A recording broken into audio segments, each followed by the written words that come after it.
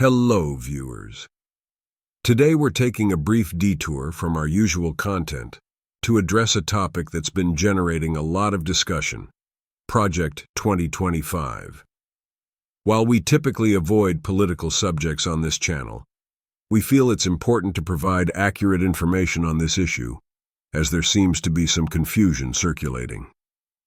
Project 2025 is an initiative by the Heritage Foundation, a conservative think tank in Washington, D.C.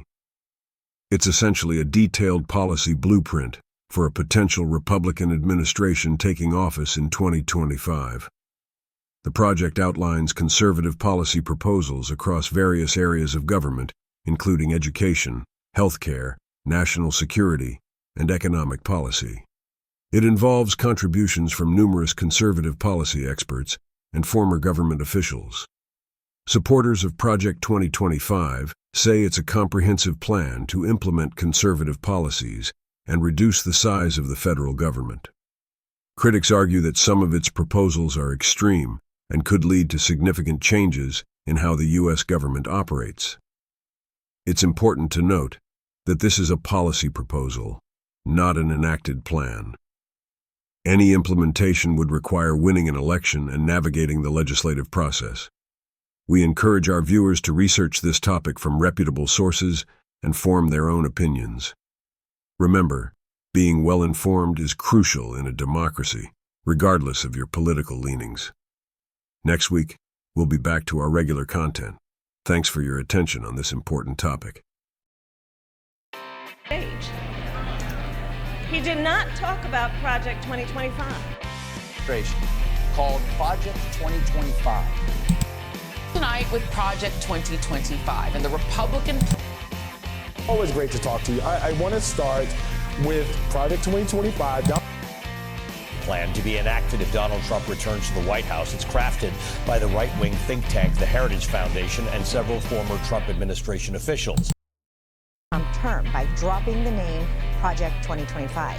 2 weeks ago, Who would have thought that this 900-some-odd page book would cause so many problems? To turn a nation against each other. With so many misleading facts to scare you into thinking, this is the end of the world. It's a depression. Everybody's out of work or scared of losing their job. The dollar buys a nickel's worth. Banks are going bust. Shopkeepers keep a gun under the counter. Punks are running wild. Our food is unfit to eat. We sit watching our TVs while some local newscaster tells us that today we had 15 homicides and 63 violent crimes, as if that's the way it's supposed to be. We know things are bad. Worst say is, please, at least leave us alone in our living rooms. Let me have my toaster and my TV and my steel-belted radios, and I won't say anything. Just leave us alone. Well, I'm not going to leave you alone. I want you to get mad. Then stick your head out and keep yelling and yell, I'm as mad as hell. I'm not going to take this anymore.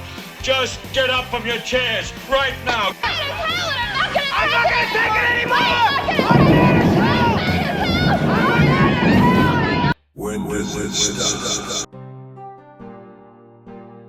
First, to promote conservative public policies based on principles of free enterprise, limited government, individual freedom, and traditional American values. Second, it's a detailed blueprint covering virtually every agency and department in the executive branch.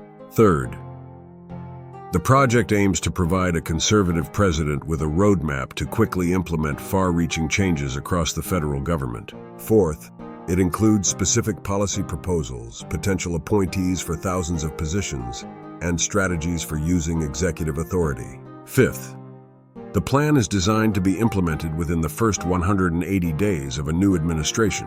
It's reportedly one of the most extensive transition planning efforts ever undertaken outside of government. The key words here are outside of government. Now, let me ask you the age-old question. Are you still scared?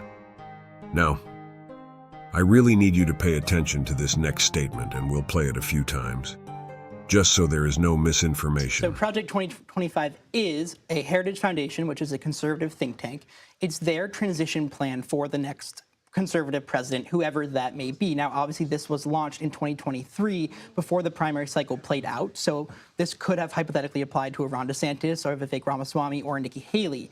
Now, in terms of Donald Trump, which is why this is advantageous for Democrats, is that the plans laid out in this handbook, 900 pages, which is what the Democrats have kind of seized on, but it also calls on kind of a LinkedIn-style training session and recruitment for young conservatives in D.C. to come in and help kind of break up the bureaucracy, as they call it. It's also a 180-day plan for the first conservative president. So when you kind of think about what it is, it's a suggestion for the next president. But if you're Donald Trump, you probably don't want this kind of outside group kind of seizing influence over what the branding of your next term would be. So to be clear, it is not a Trump campaign platform. Correct. And the Trump campaign has tried to distance themselves repeatedly.